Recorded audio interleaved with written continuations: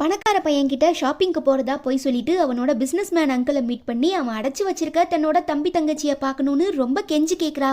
நீ அவன் கூட பிரேக்கப் பண்ணிட்டு என்ன கல்யாணம் பண்ணிக்கிட்டீன்னா அவன் மனசுடைஞ்சு போயிடுவான், அவனோட சொத்துக்கள் எல்லாத்தையும் நான் ஈஸியாக ஆட்டையை போட்டுருவேன்னு சொல்லவும் பணக்கார பையன் உள்ள பூந்து தன்னோட அங்கிளை அடிச்சு போட்டு ஹீரோயினை காப்பாற்றி நீ எதுக்கும் கவலைப்படாத, உன்னோட தம்பி தங்கச்சி உயிரை காப்பாற்ற வேண்டியது என்னோட பொறுப்புன்னு சொல்லிட்டு இருக்கும்போது ஏழை பொண்ணு மயங்கி விழுந்துடுறதுனால ஹாஸ்பிட்டல்ல அட்மிட் பண்ணிடுறாங்க.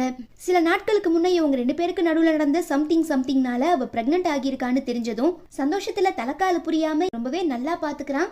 ஆனா நீ என்ன உண்மையா காதலிக்கல, உன்னோட எக்ஸ் கேர்ள் ஃப்ரெண்ட் நினைச்சுதான் நீ என் கூட பழகிருக்க, இப்படி என்ன பிரெக்னென்ட் ஆகவும் ஆக்கியிருக்க, அதனால இதெல்லாம் என்னால ஏத்துக்க முடியாதுன்னு இந்த பொண்ணு சொல்றதுனால பாவம் பணக்கார பையன் மனசுடைஞ்சு போயிடுறான்.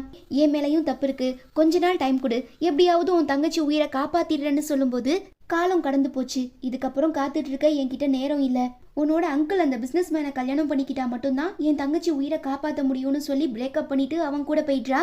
அடுத்த நாள தான் அந்த பிசினஸ் மேனை கல்யாணம் பண்ணிக்க போறேன்னு இந்த ஏழை பொண்ணு அனௌன்ஸ் பண்ண போன இடத்துல கம்பெனில அவன் எம்ப்ளாயி கூட சேர்ந்து பண்ண சில ஊழல்களை நம்ம பணக்கார பையன் எக்ஸ்போஸ் பண்ணிடுறதுனால போலீஸ் அவனை அரெஸ்ட் பண்ணிடுறாங்க.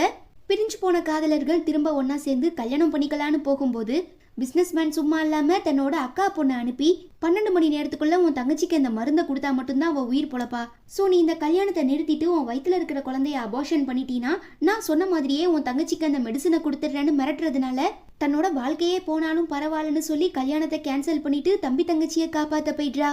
இருந்தாலும் கொடுத்த வாக்கை காப்பாற்றணுங்கிறதுக்காக ரொம்ப கஷ்டப்பட்டு அந்த மெடிசனை இம்போர்ட் பண்ணி பல தடைகளை தாண்டி அதை ஹாஸ்பிட்டலுக்கும் எடுத்துட்டு வந்துடுறாரு. ஆனா அதுக்குள்ள இந்த பொண்ணு குழந்தைய அபார்ட் பண்ணிட்டு வெளியில வந்துடுறா. இதுக்கப்புறம் நம்ம வாழ்ந்து எந்த பிரயோஜனமும் இல்லைங்கிற நிலையில தான் முன்னாள் காதலியோட கல்லறையில போய் உட்காரும் போது அங்க ஏதோ சீரியல் நம்பரை பாக்குறாரு.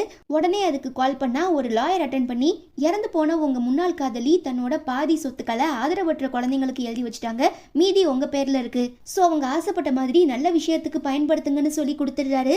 இன்னொரு சைடு 2 அப்பாவி குழந்தைங்களை கடத்தி வச்சு சித்திரவதை பண்ண குற்றத்துக்காக அந்த பணக்கார பிசினஸ்மேன் சித்தி பொண்ணு சித்தின்னு எல்லாரையும் போலீஸ் அரெஸ்ட் பண்ணி தூக்கிட்டு போயிடுறாங்க.